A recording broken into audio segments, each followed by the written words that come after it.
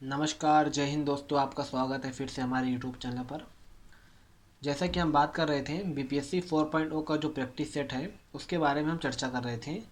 9-10 के लिए, टीजीटी के लिए हम जो आज करने वाले हैं भारतीय राज्य व्यवस्था, जो कि आपका 6 to 8 में भी काम करेगा बीपीएससी 4.0 के लिए। आइए देखते हैं आज का जो 111वां क्वेश्चन है क्या कह रहा है। आज का जो 111वां क्वेश्चन है कि लोकतंत्र के स्वरूप को स्पष्ट करने में किस आंदोलन का योगदान रहा। मतलब जो लोकतंत्र का जो हमारा स्वरूप है इसको स्पष्ट करने के लिए हमारा एक आंदोलन था। कौन सा आंदोलन जो सबसे ज़्यादा योगदान रहा? 17वीं शताब्दी में इंग्लैंड का मजदूर आंदोलन, चिपको आंदोलन, नर्मदा बचाओ आंदोलन, उपयुक्त में से अधिक, उपयुक्त में से कोई नहीं। इसका जो राइट आंसर आपका है 17वीं सदी में क्या हुआ था, इंग्लैंड में मजदूर आंदोलन हुआ था। मजदूर मतलब मजदूर लोगों ने 17वीं शताब्दी में क्या किया था, एक आंदोलन किया था। उसी ने क्या किया था, हमारे लोकतंत्र को स्पष्ट धार दिया था। ठीक है।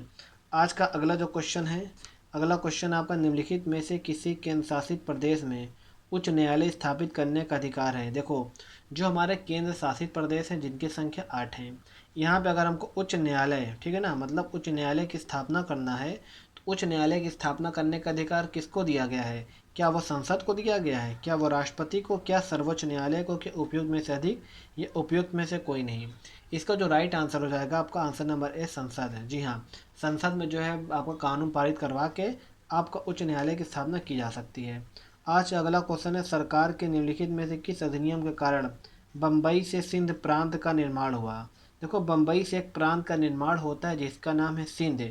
अब भैया वो कौन सा अधिनियम था, कौन सा कानून था, इसके बारे में चर्चा करना है। पहला था भारत सरकार अधिनियम 1935, क्रिप्स मिशन भारत स्वतंत्रता अधिनियम 1947, उपयुक्त में से अधिक या फिर उपयुक्त में से कोई नहीं। तो इसका जो राइट आंसर आपका हो जाएगा वो आपका हो जाता है आपका भारत सरकार अधिनियम 1935। ठीक है, इसको आपको याद रख लेना है। आज का चलते 114वां क्वेश्चन। आज का 114 क्वेश्चन क्या बोलता है, निम्नलिखित में से किस अधिनियम के द्वारा बर्मा को भारत से अलग किया गया। बहुत इजी सा क्वेश्चन है, अगर आप तैयारी कर रहे हैं तो आपको इस क्वेश्चन का आंसर बहुत अच्छे से पता होगा। इसका जो राइट आंसर है भारत सरकार अधिनियम 1935 में। इसी के तहत आपको बता दें आरबीआई की स्थापना हुई थी और आरबीआई का जो राष्ट्रीयकरण किया गया था 1949 में किया गया था। आइए आगे देखते हैं। निम्नलिखित में से कौन सा अनुच्छेद अल्पसंख्यकों के हितों के संरक्षण, अल्पसंख्यक मतलब जो पिछड़ी जाति वगैरह होते हैं ना, उनके जो है आपका हितों का संरक्षण करता है। अनुच्छेद 30 है कि अनुच्छेद 26 है कि अनुच्छेद आपका 29 है, या फिर आपका उपयुक्त में से अधिक है या उपयुक्त में से कोई नहीं है। तो इसका जो राइट आंसर हो जाएगा अनुच्छेद 29। ठीक है ना। आपका जो आर्टिकल 29 है वो आपका अल्पसंख्यकों के बारे में क्या करता है, संरक्षण प्रदान करता है। ठीक है। आइए आज का बात करते हैं 116वां क्वेश्चन है, अनुच्छेद 245 के अनुसार डैश संसद का कार्य है। अब ये बोला है कि अनुच्छेद 245 में मतलब कौन सा कार्य है जो संसद का कार्य है, ये आपका बोल रहा है। ठीक है। सरकार की आलोचना करना, शासन करना, कानून बनाना, उपयुक्त में से अधिक या उपयुक्त में से कोई नहीं। इसका जो राइट आंसर हो जाएगा अनुच्छेद 245 आपका कानून बनाना। ठीक है। तो आज का आगे देखते हैं। निम्नलिखित में से किसके पास लोकसभा सत्र को स्थगित करने की शक्ति होती है। अब देखो, लोकसभा का जो सत्र चल रहा होता है उसको स्थगित करने की शक्ति भैया भारत के राष्ट्रपति के पास होती है। ठीक है। आगे बात करते हैं, लोकतंत्र के सिद्धांत के विकास में किस क्रांति का योगदान रहा। अब देखो, लोकतंत्र के विकास में किस क्रांति का सबसे ज़्यादा योगदान रहता है, आगे देखते हैं। इंग्लैंड की गौरवपूर्ण क्रांति 1688 में हुई थी, फ्रांस की क्रांति 1789 में हुई थी, रूसी बोल्शेविक क्रांति 1917 में हुई थी, इसे अक्टूबर क्रांति अक्टूबर क्रांति और फरवरी क्रांति नाम से जाना जाता है। अब बोला उपयुक्त में से अधिक, एक बोला उपयुक्त में से कोई नहीं। पूछा क्या है, लोकतंत्र के सिद्धांत के विकास में।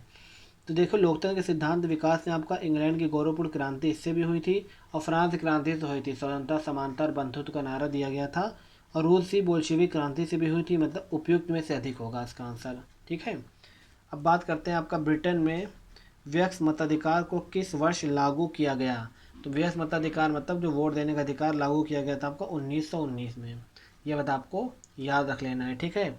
आज का 120 नंबर का क्वेश्चन क्या कह रहा है कि डैश वे आदर्श है जिन्हें जो है आपका राज्य को नीतियों का निर्माण करते समय ध्यान रखना चाहिए।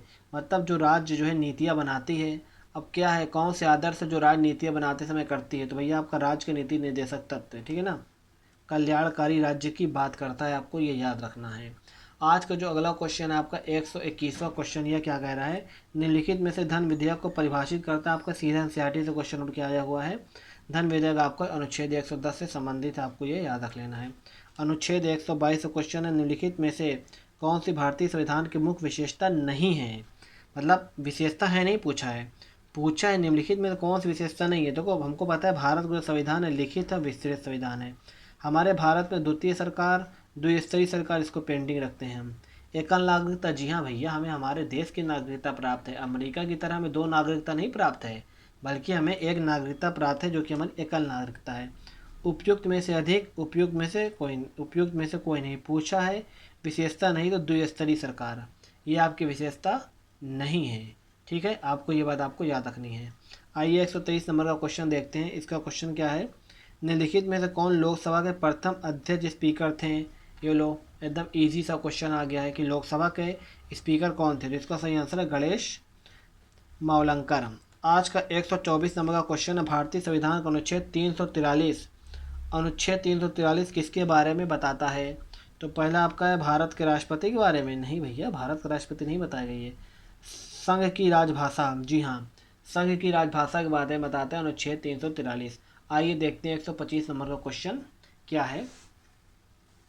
125 नंबर का क्वेश्चन क्या आ रहा है, भारतीय संविधान के लिए डीपीएसपी मतलब राज्य के नीति निर्देशक तत्व निम्नलिखित में से किस संविधान से प्रेरित है, मतलब कौन से संविधान से राज्य के नीति निर्देशक तत्व लिया गया है। पता नहीं, आपने हजारों बार इसको पढ़ा होगा। आयरलैंड।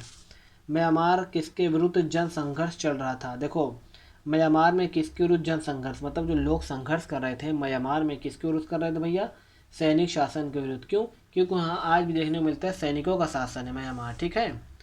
भारतीय संविधान के निम्नलिखित में से कौन सा सिद्धांत रूस के संविधान से प्रेरित है, मतलब सीधा सीधा पूछा है कि रूस के संविधान से क्या लिया गया है।